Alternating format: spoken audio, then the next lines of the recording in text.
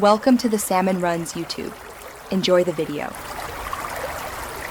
You start by confirming compatible Cdj models and matching firmware so link features work.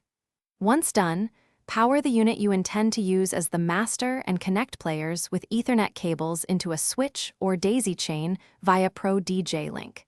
Make sure the switch is powered, otherwise sync can drop. You do this now to establish networked audio and tempo sync, because accurate master timing prevents drift and keeps waveforms and beat grids aligned across players. Now focus on network setup and tempo synchronization.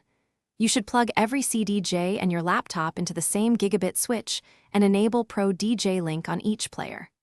Once connected, designate the master tempo source, typically the deck with your most stable track, and enable tempo lock so other players follow.